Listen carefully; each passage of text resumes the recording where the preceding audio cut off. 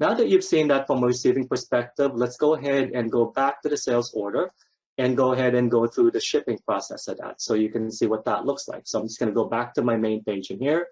I'm going to go into my sales order and I'm going to open up, and again, the filter there, sorry, I accidentally saved it. I'm just going to relieve that filter and I'm going to go in here and open up number 12. So at this point, if I scroll down to the bottom right-hand side here, you can see in real time that instead of having 10, we now have 20 because 10 plus 10 is 20. And of course, if you do the math, we now have 7 available because before we had -3. Now, what I'm about to show you is the shipping process of the sales order, just to show you how easy it is. But I'm also, again, going to show you as an integration with the warehouse department, okay? If you have that if you do want the warehousing functionality. However, I also want you to appreciate this. If you're going, Oliver, we're too small of a company for that. I don't want to have to use that extra step. The person that's doing the order entry is actually the same person that's doing the shipment. Is there an easier method to do that? The answer is yes. You don't actually have to use the warehouse shipment. I can go in here and just literally from here say, I want to ship 5. However, if you do have it turned on, it's going to remind you, hey, Oliver, yeah, are you sure you want to just ship it from here or you want to use the warehouse shipment? So I'm just going to say, okay, that's fine. I'm going to let you ship from here. If I wanted to use the warehouse shipment, I could have done this as well. Actually, I'm not going to do that. I'm just going to pretend to do it, but skip the process. So we actually make that very easy for your software. If you want the warehouse department to ship this because it's not your responsibility, watch this. I'm going to click on actions here. I'm going to click on warehouse. I'm not actually going to click it because you kind of knew what it looked like when you saw the warehouse receipt, except that it's now called warehouse shipment. What this will do if I hit this is that it will automatically create that warehouse shipment document for you. It will automatically push this record into that warehouse shipment, as opposed to what we did earlier when we created the warehouse receipt and pulled it in. That makes sense when you're receiving because really the event trigger there is the doorbell rang and the dock door opened and you've got delivery. At this point, when you're selling and shipping, what's the event trigger? The event trigger is someone telling you, please ship this.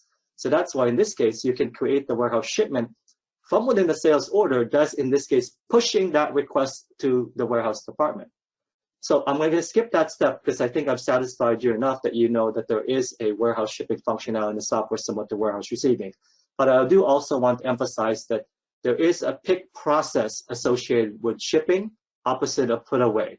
So in the future, should you decide a much more detailed demo from us, if you want to start looking at Business Central, I can show you that. So at this case, the scenario is I'm the order entry person. I'm the one doing the shipping, so I'm going to keep it simple for myself. I'm going to say I'm going to ship all 5 of them. I'm going to hit post, and by shipping it, I'm now telling the software that the sales order has been shipped. How do I know it's been shipped? I just did it, and of course, the software updated the quantity shipped field, and in real time, it tells you that you only have 15 available. What's most important as well, because sometimes there is lag in time, whether it's days or hours, days, or weeks, there's really no reason why this sales order should remain open without being invoiced. So what I'm going to do here is I'm just going to go to related, and I'm going to go to documents, and I'm going to go to shipments. So similar to what you saw earlier when we had the posted receipt, we have the sales shipment associated with the sales order. Obviously, if I'm the order person and I'm the one who shipped it, there's no need for me to find out what this is. But imagine if the shipping department shipped it and I'm the order entry person and or salesperson and want to see when it was shipped or what was shipped, I can open up that document and say process, manage, view the document. So here it is. You can see we shipped 5 and you knew that. Now here's the important part. Similar to from an accounting perspective, similar to the posted receipt, okay, it will record all those entries in the database. So in this case, from an item ledger entry perspective, which is your inventory subledger, it's going to tell me I shipped 2 out. Okay, my apologies, I forgot to put a price in there by accident, but you can imagine I would have a price in there if I, sorry, there's no price yet, sorry, because I haven't invoiced yet. My apologies. And it at least says I've got -5, okay? And the cost itself is $50 because, as you saw earlier, I bought it for $10 each. However, from an accounting perspective, whatever you did in the subledger, similar to the receiving, it also reflected it on the invoice, the GL side. As you can see, it put an accrual here for me. What it's doing is negatively affecting my inventory so that my subledger and my GL are reconciled from a month-end perspective, and it accrued the cost of goods sold. And by the way, I've been meaning to change this. This is my fault, but it's really not my fault because 50% of customers like to put it in this account, 50% a balance sheet account, 50% likes to put it in a cost of sale account. Bottom line is this is your debit to your accrual for the cost of that item.